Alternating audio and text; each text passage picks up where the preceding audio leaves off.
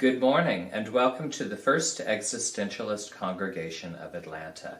We are a philosophically based spiritual community founded on existentialist philosophy and feminist principles and dedicated to human liberation and the protection of the natural world.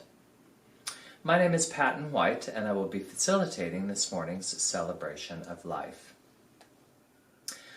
I'd like to begin with a brief land acknowledgement.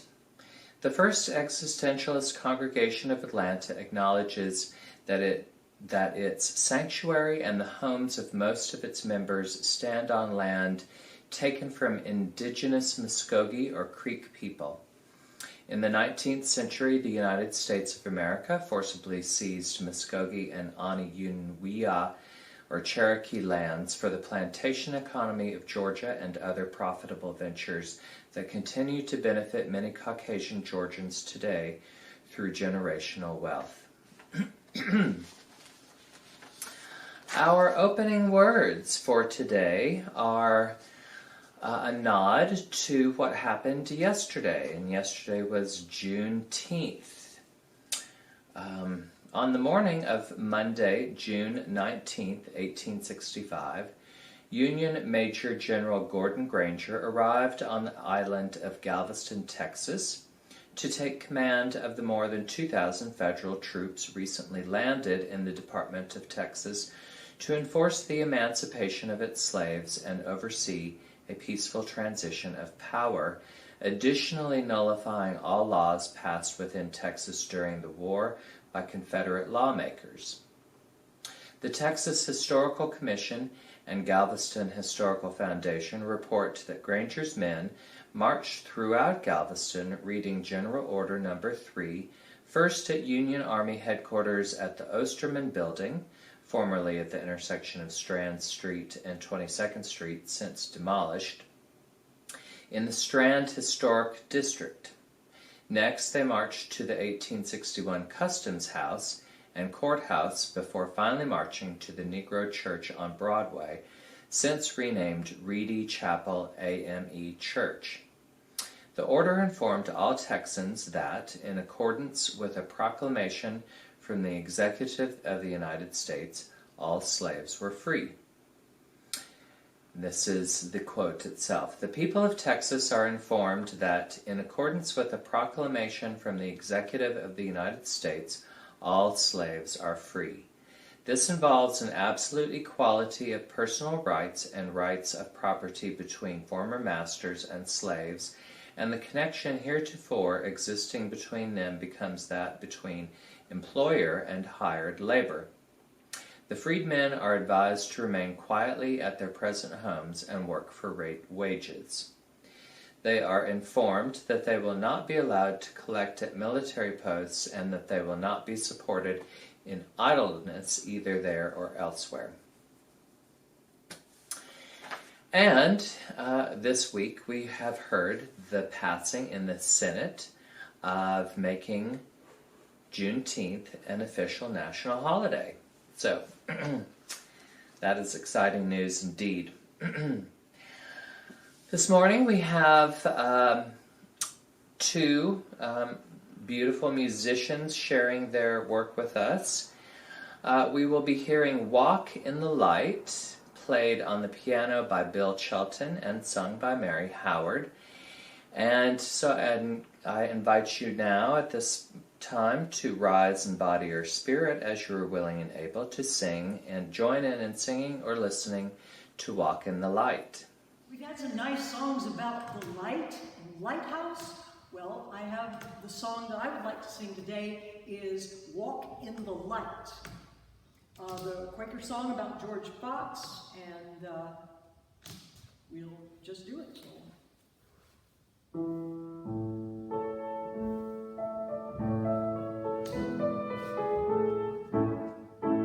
There's a light that was shining when the world began, and a light that is shining in the heart of man. There's a light that is shining in the Turk and the Jew, and a light that is shining, friend, in me and you.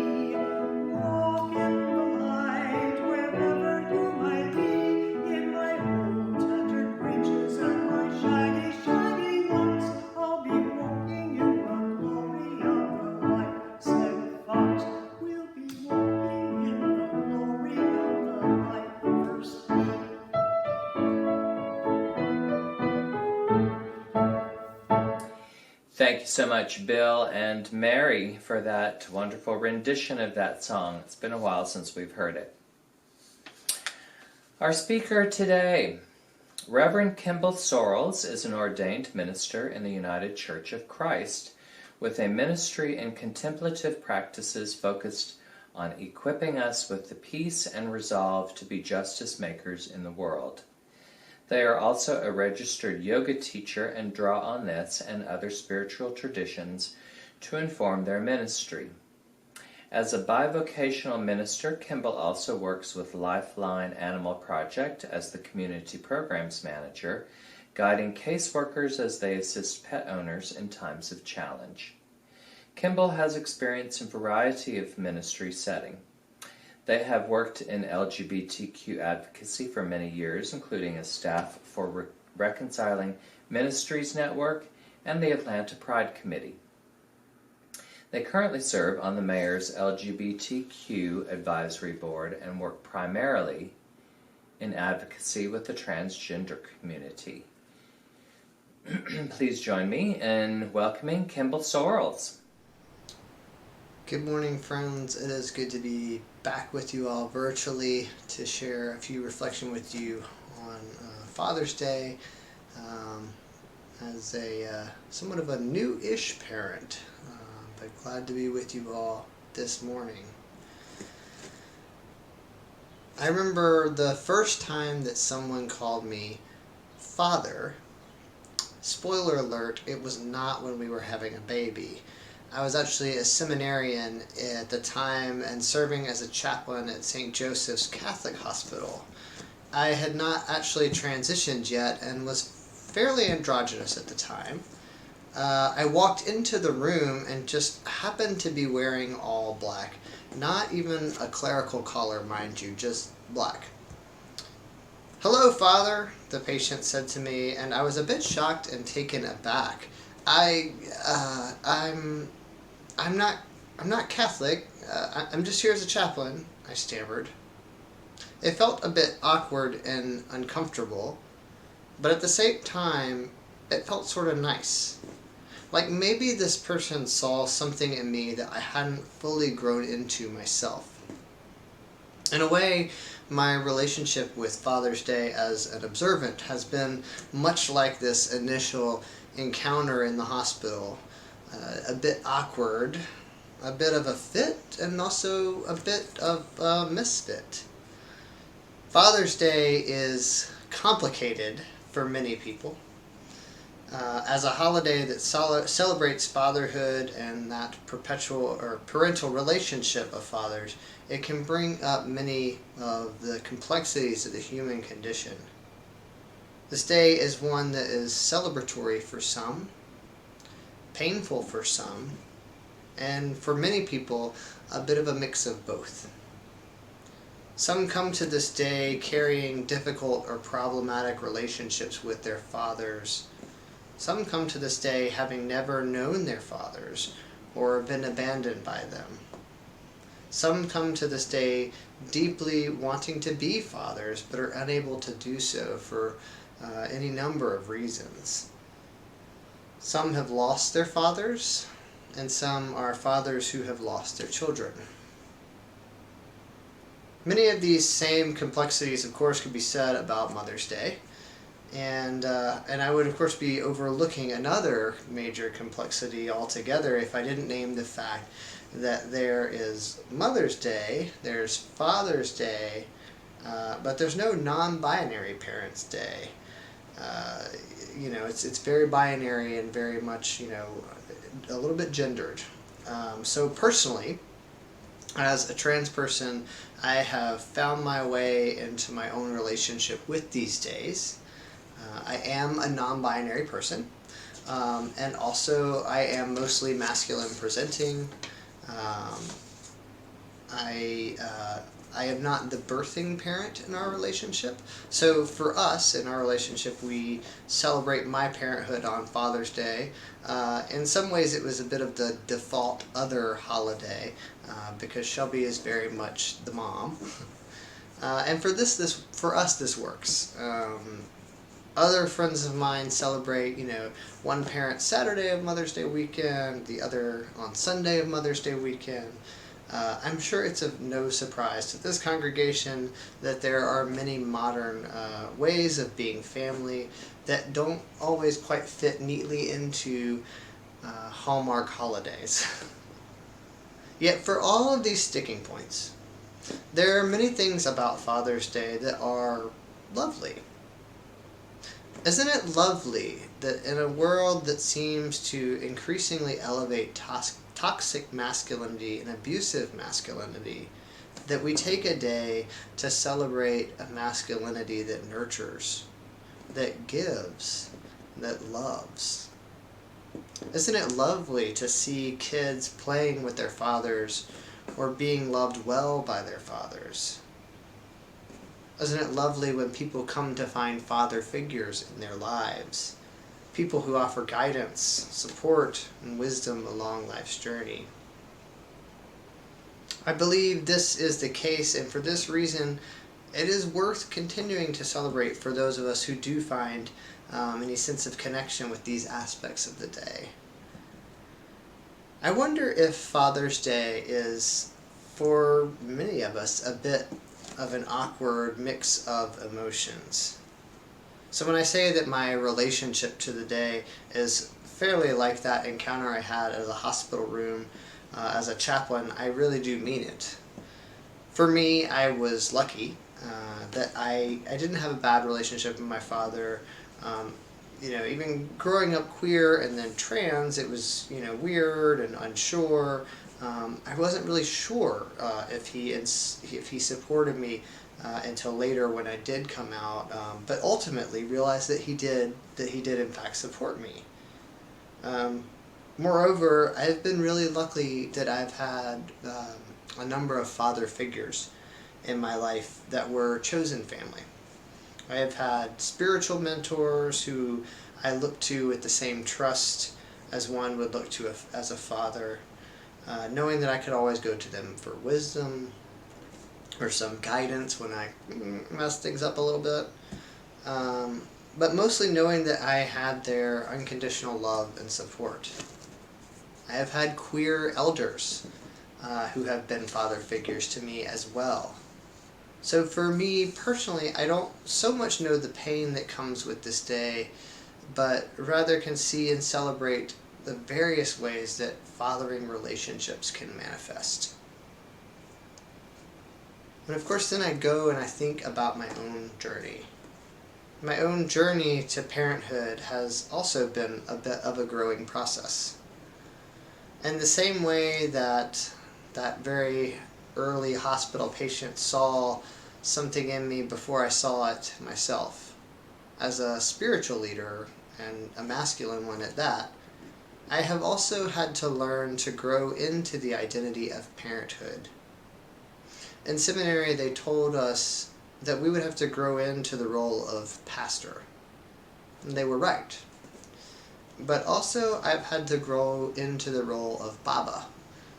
Baba is what Evie calls me, by the way.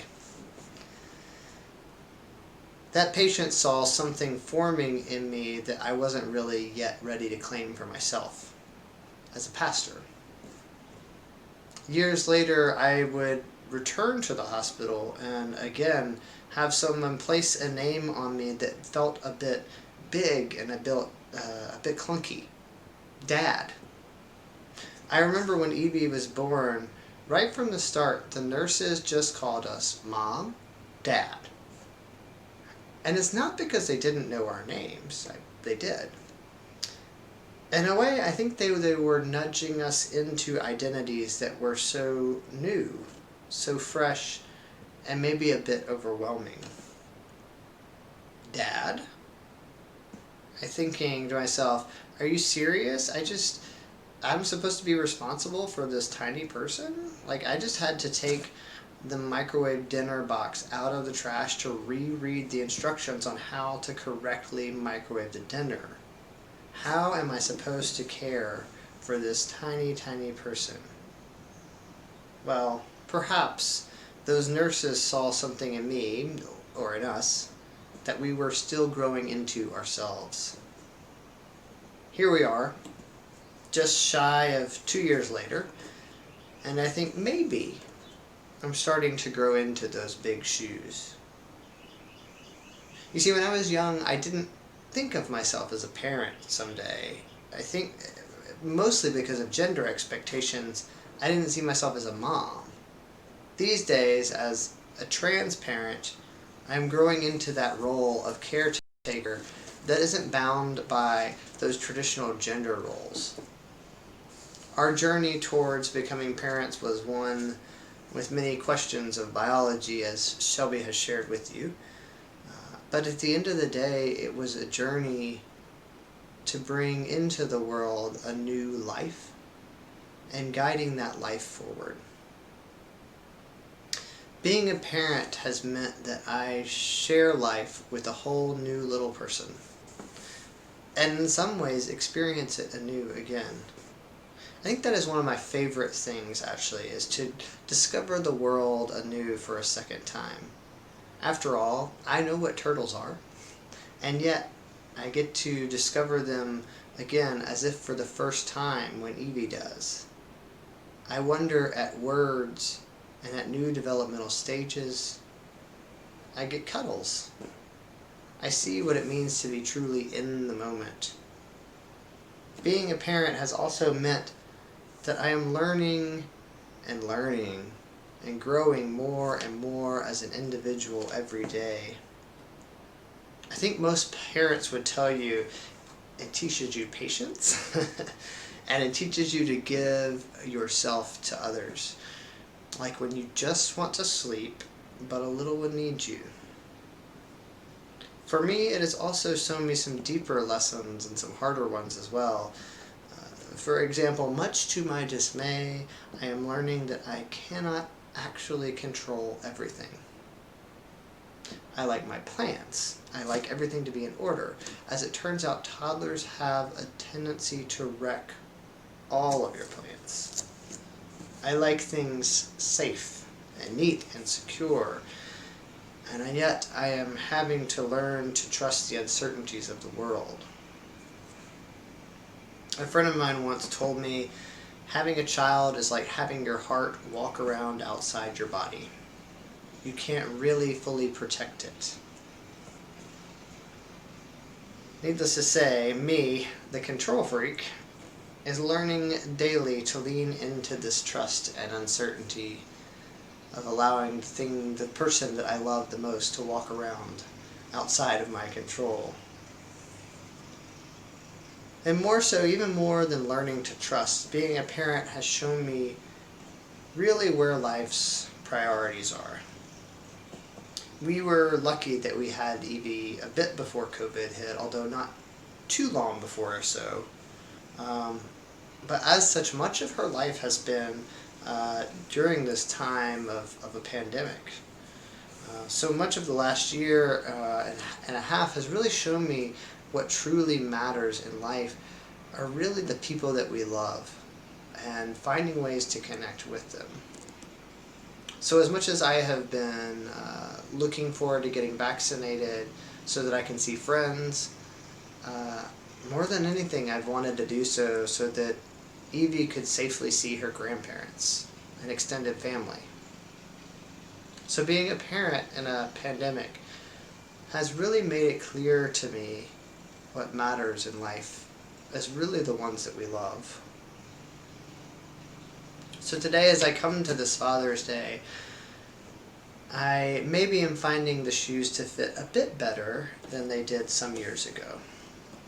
I still see it as a complex day, and in many ways my relationship to it is and will always be multifaceted. But for me, I have come to welcome the time to pause and celebrate the people who have been father figures for me and for others. I have come to welcome the chance to receive a bit of appreciation for the role I play in being one of those father figures to Evie, but also hopefully to others as well. Some may not find this day to be one that resonates with their journey or perhaps maybe it's too painful. And I want to honor that and to hold space for any of those who feel that way today. And yet, for those who do find a reason to celebrate, I hope that today might be a day to practice gratitude. I, for one, am grateful for the chance to share and reflect on these thoughts today with you all. Wherever you find yourself in relationship to this day, know that whatever you are feeling, whatever feelings that you may have are valid. And as I wrap up my time with you today, I want to wish you the space to move through this day with many blessings, however it is that you spend the day. Thank you. Thank you so much, Kimball, for sharing your words with us today. Please join us immediately following this broadcast on Zoom for our meet and greet, where we will discuss the presentation and also share joys, sorrows, and community announcements. You can find the link to the meeting in the comments section of today's broadcast. Next week, we will be welcoming back Franklin Abbott with his talk, Coming Out of COVID. Our closing words for today. These I have actually shared before, but I thought it was very appropriate for today, being Father's Day. Dad told me once that life is an accidental adventure, peppered with beautiful moments, but salted with stinging realities. And this is by Ray Melnick from To Your Own Self Be True. I hope that you have a wonderful rest of your day today. Hope we see you on Zoom. If not, hope we see you next Sunday at 11 a.m.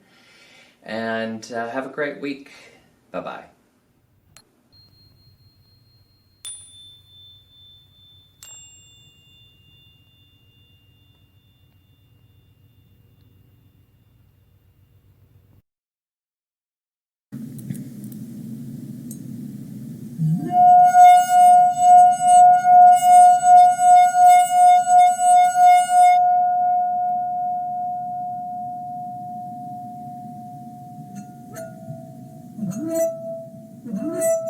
Mm-hmm.